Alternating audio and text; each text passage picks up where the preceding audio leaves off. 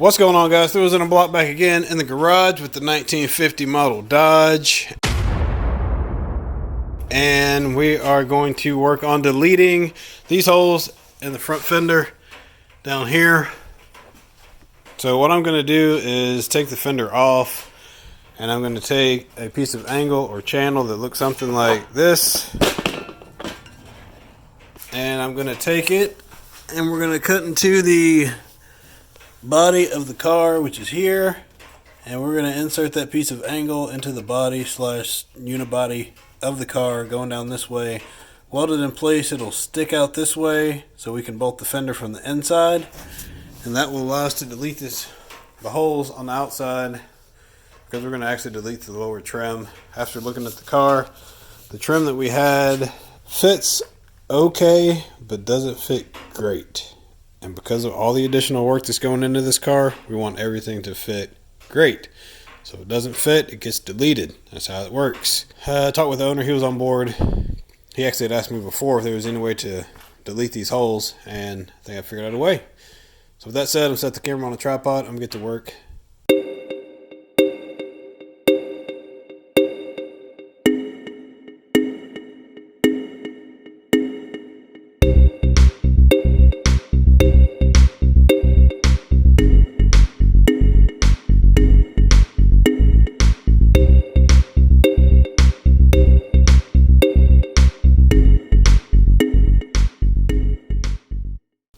Alright, real quick, got the groove cut in.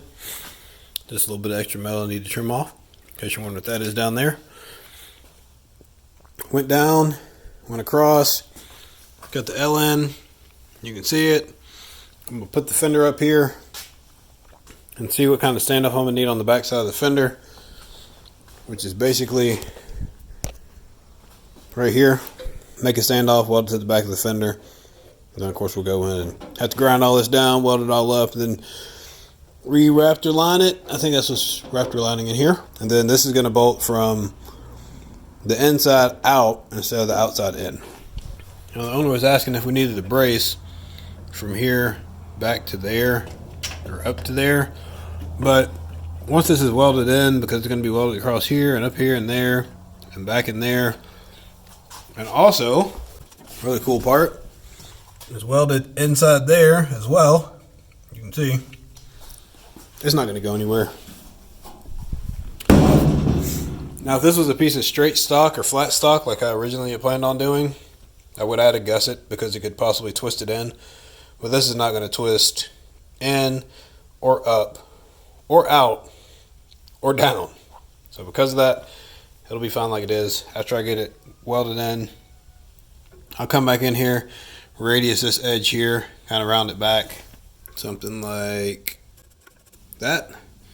So that way, if you when you reach in there to bolt the fender in, you don't cut your hand on the sharp edge. So that is the plan. I'm going to go ahead and hang the fender and see where it's at, and I'll mark it up and see what other adjustments we need to make.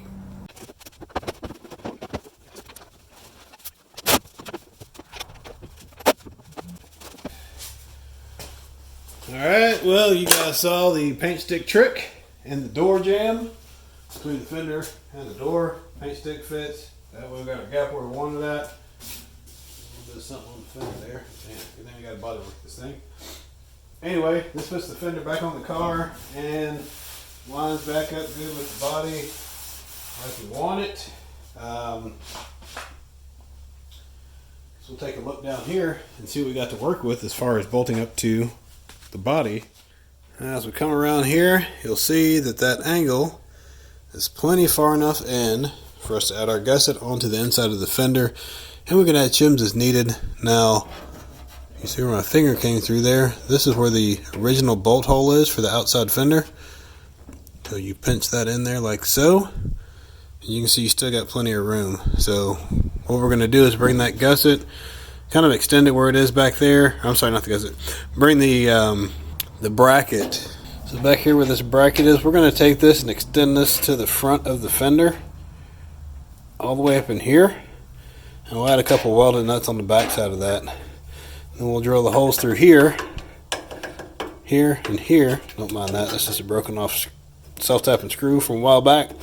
We'll drill the holes through here and then bolt from here into the fender, and that'll hold our fender in place.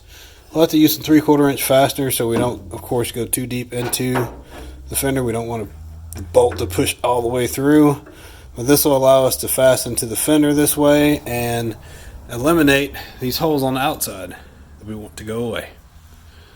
So yeah, pretty cool idea to make all that work. And like I said, with that piece of stock there, I don't have to worry about it dancing around once it's welded in place.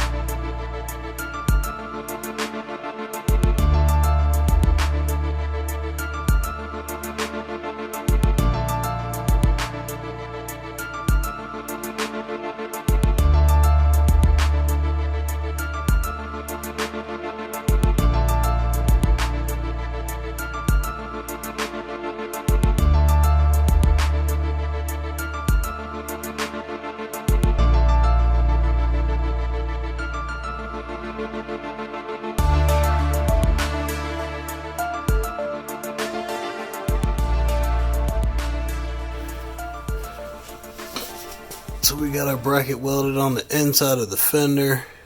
Did a test fit. Everything fits good. See, there's quite a big gap there. That's just because I hadn't tightened the fastener up. And I'm going to go to a shorter fastener than what I've got there. I got to clean up back there where all that is. But fitment wise, it fits pretty good. And got my gap there where it needs to be at. And looking down the body line, everything still lines up. Fender looks like it might be just a smidge high. Maybe a little bit high, so I might do a little bit of tweaking there. But yeah, we're looking pretty good,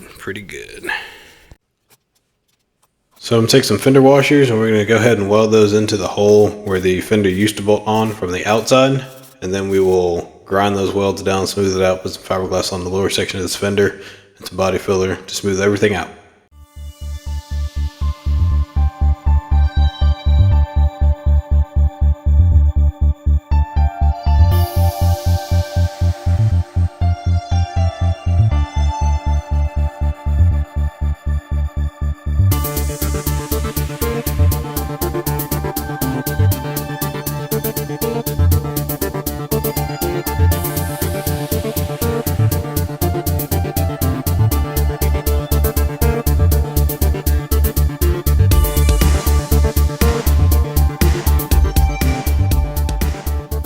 Back over the body of the car, you see you get the fiberglass and some body filler, and I just smooth out the transition from the body to the new piece of metal we put on there.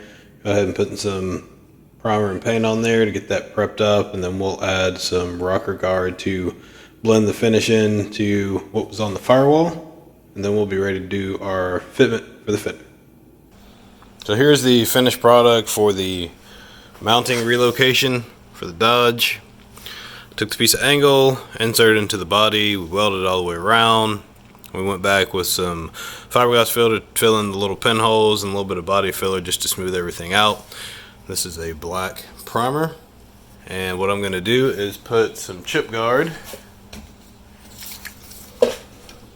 over the black primer, and that will match the finishes here. This was Raptor liner. We could use Raptor liner in a can in this area here too. That's another way you can do it, so everything matches. I'm going to put this chip guard here because I've still got to do assembly and disassembly. May come back and put the Raptor liner on there. But the chip guard do the same thing. It just protects it from scratches, nicks, dings. Basically it's the same thing they put on the lower portion of the rocker panels on your vehicles. So it will be fine. But just want to show you guys what that looks like. And then over here on this side, let's go inside the fender and bracket on the inside of the fender here. There's the bolt that goes through this hole that's right there, and that's what holds the bottom of the fender on. So I still got some cleanup to do on this fender, but just showing you kind of what that looks like when everything's done or completed on the body side. Here's a little bit of ugly in there. I'm gonna have to go back and clean that up. I did not sand down the body filler inside here. That's what that is, if you're wondering. So I do need to fix that and go back and respray that. But that gives you an idea on what we were going for. So I'll take care of cleaning all that stuff up. The lower portion of this fender has been fixed from the holes on the outside, and the lower portion of this fender has been fiberglassed. I've got to get that prepped and some body fill on the bottom of that, and that should take care of those for the front. Before I put this body filler on here, I'm actually going to take my DA with some 60 grit paper, knock these edges down, smooth this out, and then we'll get the body filler and go from there.